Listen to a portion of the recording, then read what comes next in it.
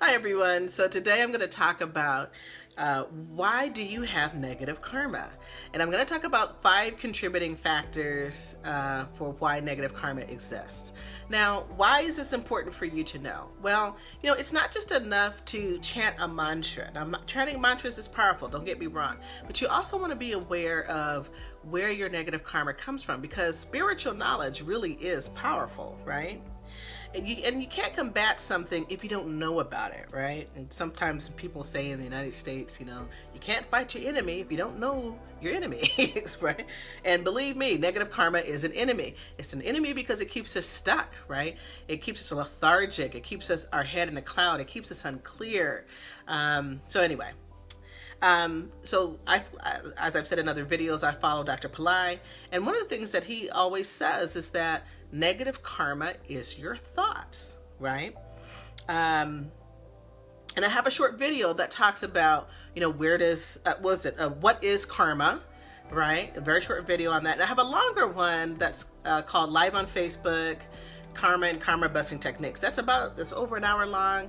I know it's difficult for people to sit for that period of time. So that's why I'm doing shorter videos of the information that I provided there so that you can learn more and learn it faster.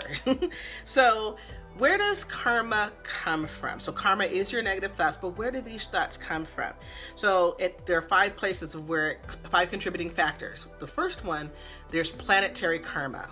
So those of you who are into astrology, you'll know what I'm talking about.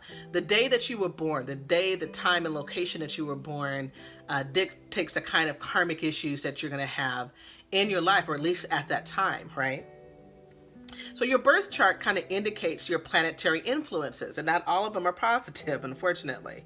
Also, there is present day planetary influences, where the planets are. And if you don't really believe that the planets influence us, think about the full moon. Like in the United States, we talk about how on the full moon, the emergency rooms at the hospitals fill up. Yeah, because the moon represents your mind, and your mind is on blast. It's just very amplified during the full moon. So, and that's amplified whether you're thinking positive thoughts or negative thoughts. So, that's a reason why that happens. And the moon also controls the ocean waves and all that kind of stuff. So the planets really, not just the moon, but also the planets in our solar system really affect us, and then it has influence. Also, not knowing what planets can be supportive. So, there are people out there, you want a car, you want a better life, you want a job, you want children, you want a relationship. If you don't know what planets that are out there that can help you, then you're not taking full advantage of what's available to you. So in Vedic astrology, the planets are considered to be, cosmic beings, right? That heavily influence everyone. There are ones that affect you in a negative way, and there are ones that affect you in a positive way. And if you don't know what your positive ones are, maybe there's a helpful planet that all you need to do is pray to or chant its mantra, and it'll help you. So knowledge is power. Like I said, spiritual knowledge is definitely power. So that's planetary karma.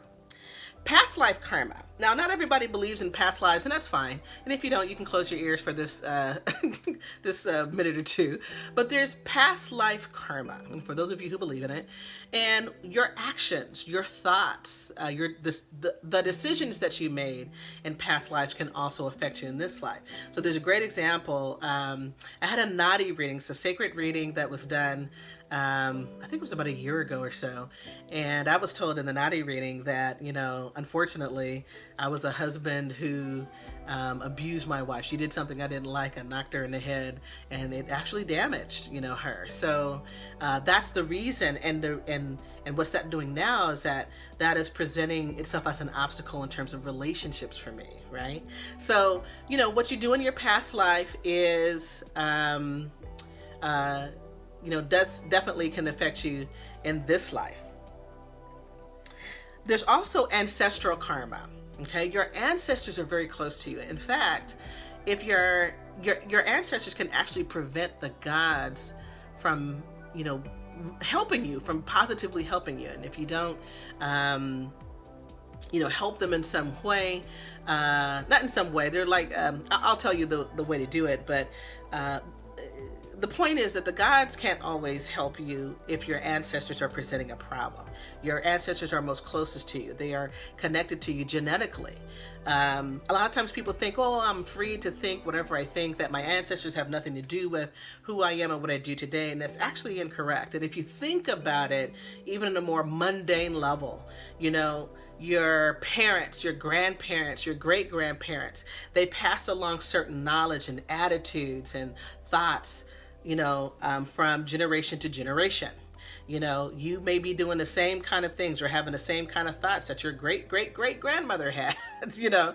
So there is a connection that's there. And even though they are no longer living on the earth plane, they're very close to us. And remember, we have lots of ancestors. So think about how long human beings have been on this planet. That'll tell you how many millions of years ago. That will tell you how many ancestors you have, and you have a lot. And any ancestor that was genetically connected to you, that is your and is no longer living, of course. That is your ancestor. And when you pass on, it's not as if they go on to higher planes. Some people believe that, and that's fine. But a lot of times, especially if they passed away traumatically, if there was abuse or violence or war or something like that. And the way to really tell about that, have you ever been to or have heard of places where like some great violence occurred, whether it's genocide or a lot of deaths occurred, a lot of traumatic, violent events occurred, you can still feel that in that area. Well, those spirits are still there. That's what that is, right? So they haven't moved on. So doing a daily, I'll talk about the daily practice in another video. And then there's your present day karma, right? So what we do today, the decisions we make, the actions we take.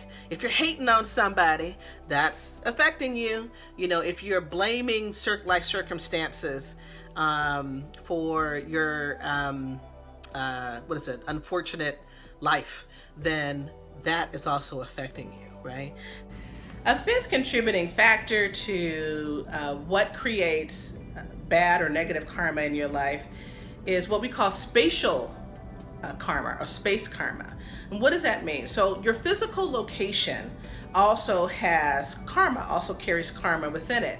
And one way that you can tell that is that, for example, if you've ever heard of a place that's haunted, right? Like maybe some tragic thing or maybe something violent that occurred. Sometimes people will go to that particular location, physical location, and they will feel negative energy or something going on in that case. Or if you live in let's say, a poor neighborhood where people are struggling and they're stressed out and things of that nature, that karma actually can infect the physical location. If you go to a richer or wealthier neighborhood, things are a little bit different in many cases. People are a little bit more relaxed. Maybe they're having more fun or things of that nature. So the fifth contributing factor that creates negative karma is your actual location. I've known people who do better in certain cities. Like, for example, some people love California. They love the state where I live. They love the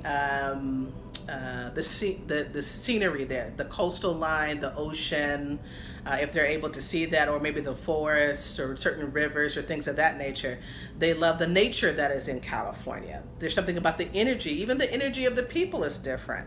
If you go to New York, for example, or New York City, the energy of the people there is different from the energy of the people in California. Right? Just the space. There's something about the physical location that carries karma. So that's something that you also want to take a look at in terms of, does your physical location have negative karma? So you got these 5 contributing factors. Now I know you must be thinking, oh my God, that's a lot. What can you do? Are we stuck? Is there anything we can do? Yes.